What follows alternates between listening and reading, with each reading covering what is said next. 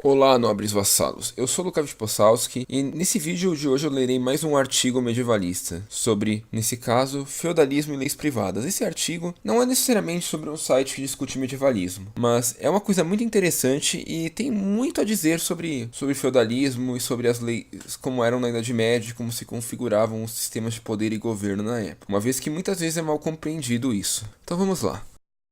Feudalismo e leis privadas. Um livro muito negligente sobre a história do Estado e seu desenvolvimento é O Estado Soberano e Seus Concorrentes, de Hendrik Spriut. Embora muitos escritores no Estado tenham notado a natureza coercitiva dos Estados, poucos aproveitaram o tempo para realmente explorar as destinações entre o tipo de governo civil conhecido como um Estado e outros tipos de governo civil. Críticos do anarcocapitalismo muitas vezes erroneamente assumem que a ausência de um Estado significaria a ausência de governo civil, mas sérios defensores do anarquismo nunca afirmaram que um governo civil pode ou deve desaparecer. Os oponentes do Estado apenas afirmam que um governo civil que depende de um monopólio da coerção é ilegítimo. É claro que isso é diferente de afirmar que todo tipo de governo civil é ilegítimo. De fato, toda sociedade teve algum tipo de governo civil, mas nem toda sociedade usou o Estado como parte de seu sistema de governo civil. A lei pode existir em um sistema anárquico, e vemos isso todos os dias na esfera internacional, que é anárquica e ainda assim governada, ainda que imperfeitamente, pela lei e pela arbitragem de terceiros. As pessoas que zombam desse sistema como muito violentas naturalmente ignoram a realidade contida cotidiana da guerra civil e conflitos que ocorrem continuamente dentro dos estados. A contribuição de Spriut reside no fato de ele dedicar um tempo para examinar os sistemas não estatais do governo civil, para definir verdadeiramente o que torna esses sistemas diferentes dos sistemas do Estado. Martin van Creveld fez isso até certo ponto, mas em grande parte se volta para um exame da ascensão do próprio Estado em The Rise and Decline of the State. O Estado soberano de Spriut e seus concorrentes permanecem verdadeiros ao examinar o Estado, que ele chama de Estado soberano. E os concorrentes, incluindo cidades-estado, ligas de defesa como a Liga Hanseática e o sistema feudal. Neste post, quero apenas dar uma olhada na pesquisa de Spriut sobre o sistema feudal, que era um sistema não estatal de governo civil. Spriut observa: as características básicas do feudalismo na Europa Ocidental são uma fragmentação da autoridade política, o poder público em mãos privadas e um sistema militar no qual uma parte essencial das forças armadas é assegurada por meio de contratos privados. Em geral, quando os libertários fazem tais afirmações como Spriut não é um libertário, tais visões são descartadas como fantasias fantasiosas ou tentativas desesperadas de criar buracos no fato universal conhecido aparentemente de que os estados são a única alternativa ao caos. Além disso, se alguém afirmar que o governo civil na Idade Média era um sistema viável, nos é dito que todos sabem que a Idade Média era marcada pela regra centralizada e distópica dos reis e prepoderosos. Ou se alguém conseguir mostrar que os monarcas medievais eram realmente fracos, o crítico mudará de tática e alegará que a falta de estados fortes deve ser responsabilizada por cada falha do período, incluindo superstições, entusiasmo pela pena de morte e até mesmo a economia agrária, que naturalmente significava que para a maioria a economia oferecia um estilo de vida de nível de subsistência. Aqueles que não estão familiarizados com a literatura sobre a Idade Média se baseiam principalmente no que vem nos filmes, para levá-los à conclusão de que tudo sobre a Idade Média deve ter sido horrível, mas sabemos pelo menos que a falta de estados soberanos não impediu o crescimento econômico, pois, como observa Spriut, nos últimos estágios do século X, a economia começou a expandir drasticamente, e as cidades e o comércio começaram a se expandir rapidamente também. Spriut observa que os estados não eram necessários para proteger essas novas fontes de capital, e a Liga Hanseática, por exemplo, que não era territorial, não tinha sistema de hierarquia centralizado e se baseava em um método de defesa por membros que levava um alto grau de prosperidade e sucesso econômico para seus membros. Conflito entre os membros não foi decidido por nenhum estado que gozasse de monopólio da coerção, mas de negociação e arbitragem. O sistema feudal era semelhante, pois o poder era descentralizado e os conflitos resolvidos por meio de sistemas complexos de contratos e arbitragem. A guerra era cara e dependia de cavaleiros valiosos e altamente especializados, cujos termos de serviço eram restringidos por acordos privados. Vou deixar Spruitt soletrar o resto. Não estou tentando apontar pontos retóricos particulares aqui, mas simplesmente fornecer algumas informações sobre um sistema de governo civil que não era um Estado e dependia de acordos privados. Mas importante ainda, se uma das partes do acordo, ou seja, o senhor que prometeu dar defesa aos inimigos, não cumprisse suas promessas, então o contrato poderia ser anulado unilateralmente pela outra parte. Feudalismo, regra por obrigações pessoais. Aqui é a parte do Spruitt, meu. Eu argumento que o feudalismo é um sistema altamente descentralizado, de organização política baseado em laços pessoais. Portanto, eu essencialmente sigo Strayer ao definir o feudalismo como um modo de organização política. Para resumir, as características básicas do feudalismo na Europa Ocidental são uma fragmentação da autoridade política, o poder público em mãos privadas e um sistema militar no qual uma parte essencial das forças armadas é assegurada por meio de contratos privados. Uma explicação comum vê a ascensão do feudalismo como uma resposta a essas ameaças onipresentes e repentinas que exigiam a presença de defesa local. Exércitos permanentes longe não adiantaram. Indivíduos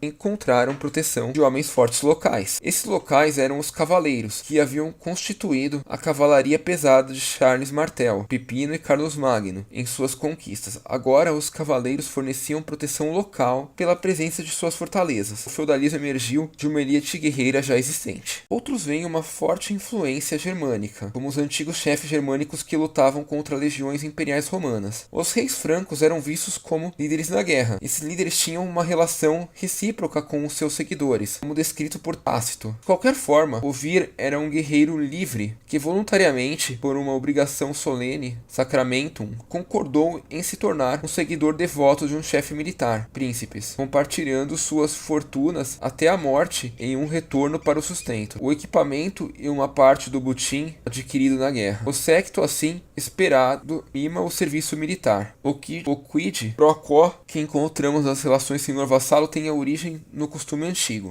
Qualquer que seja a explicação que desejamos aceitar, deve ficar claro que realeza franca evoluiu em torno de cavaleiros montados que esperavam alguma forma de retorno por seus serviços. De fato, se o chefe não pudesse cumprir a sua parte no trato, o vassalo poderia renunciar à sua obrigação para com o superior, desde que isso fosse feito explicitamente e perante testemunhas. O feudalismo, portanto, colocou a força militar diretamente nas mãos do vassalo. A tendência descentralizadora da força militar, localizada, no entanto, foi inicialmente mitigada por uma variedade de políticas. Os carolíngios conseguiram controlar a fragmentação do regime político até o final do reinado de Carlos Magno, enquanto o império ainda existia. O comércio e cunhagem ainda estavam disponíveis e o serviço foi recompensado com o pagamento monetário. O pagamento monetário do centro reduziu as tendências descentralizadoras do feudalismo. Embora houvesse centros administrativos estabelecidos como a Aachen, o rei iria visitar seus domínios enquanto residia nos castelos e igrejas de seus inferiores. Em outras palavras, o rei tentou manter a supervisão direta sobre seus vassalos. No entanto, com o declínio do império e as incursões de vikings, sarracenos e magiares, o comércio e a disponibilidade de moedas declinaram. As obrigações militares recíprocas tinham agora de ser reembolsadas em espécie por terra. Foi esse pagamento em espécie que teve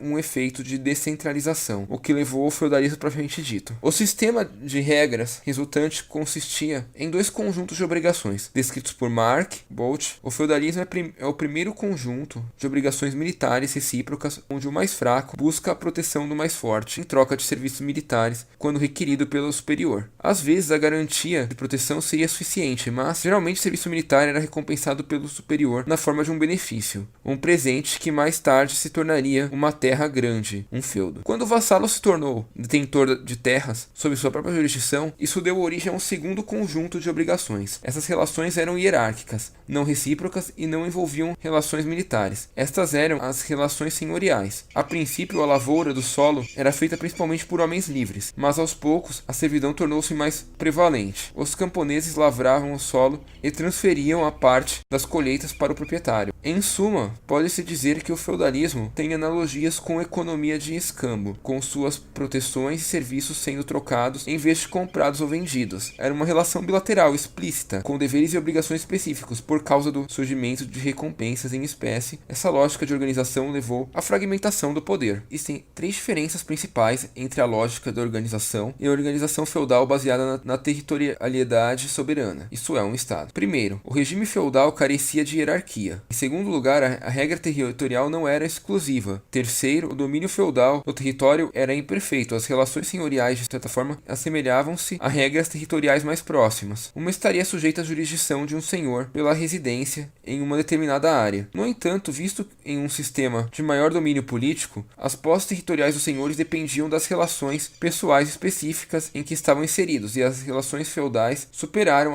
o senhorial. A lógica da organização feudal carecia de um soberano, uma fonte final de autoridade e jurisdição. O serviço era devido àqueles com quem se havia entrado em vassalagem. Não era incomum ter terras de vários senhores, todos os quais tinham o direito de servir daquele vassalo pelas terras que possuíam. Assim, pode-se simultaneamente ser o vassalo do imperador alemão, o rei francês e várias contagens de bispos, nenhum dos quais necessariamente teve procedência sobre o outro. Por exemplo, o conde de Luxemburgo era um príncipe do império e, portanto, nominalmente subordinado ao imperador, mas também possuía um feudo monetário, uma pensão do rei francês e, portanto, também estava sujeito a ele. Um vassalo pode reconhecer diferentes superiores sob diferentes circunstâncias. Não só a hierarquia era difusa, mas também você podia questionar se realmente havia alguma hierarquia. Por exemplo, o rei da França foi admitido a vários bispos por terras que ele possuía deles. Só mais tarde, com o princípio de ligesse, a superioridade de alguns tipos de homenagem sobre outros, essa hierarquia começou a ser estabelecida. Como ilustrado, final dos vínculos pessoais e voluntários que uniam atores políticos nesse período, em oposição a vínculos burocráticos e compulsórios, podemos olhar para o ensaio de Dorothy Sayers sobre a guerra na Idade Média, da edição Penguin Classic, The Song of Holland, como observa Spruitt. O serviço militar e a vassalagem eram o governo por acordos específicos e pessoas entre senhor e vassalo. Sayers explorou a realidade disso em batalha, uma vez que esses títulos foram baseados em acordos pessoais. As obrigações tornaram-se nulas em caso de morte de uma pessoa de uma das partes do acordo,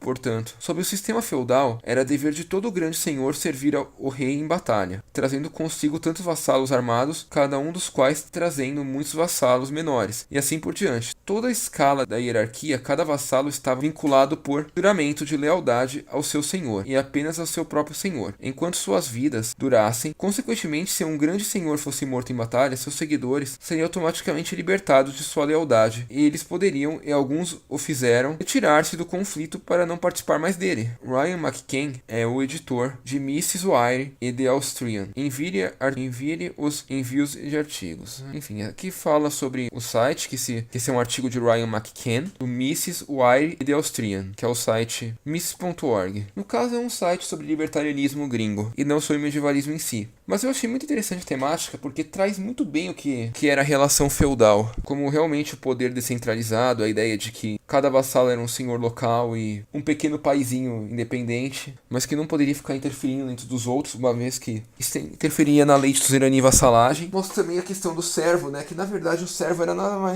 menos do que o cara que pagava para usar a terra do nobre. O servo serve especificamente, como eu falei no outro vídeo, é o cara que pagava com o seu trabalho. Mas, se generalizarmos o significado, podemos dizer que era só o camponês que pagava para usar a terra do nobre, e que a Idade Média vivia um sistema descentralizado de poder, que pouco se envolvia em questões econômicas em si, como vocês viram. O artigo Intenções Feudalistas se trata de política e de alianças políticos militares. O que significa isso? Significa que a única coisa que a política se referia na época da Idade Média eram alianças militares mesmo, uma vez que era a única grande preocupação deles na época. Eles não tinham por que se preocupar muito com outras coisas, em termos políticos da coisa. E sim, isso aqui é para demonstrar também que não havia um governo centralizado. Como eu falei naquele vídeo da Globo lá, a ideia de um governo forte, centralizado medieval é ridícula, porque o senhor feudal estava interessado na guerra, na defesa do território dele e nos acordos que ele tinha que cumprir com outros senhores, em termos de defesa mútua. Não mais que isso. E por esse vídeo é isso aqui, nobres vassalos. Obrigado e espero que tenham gostado. E até a próxima.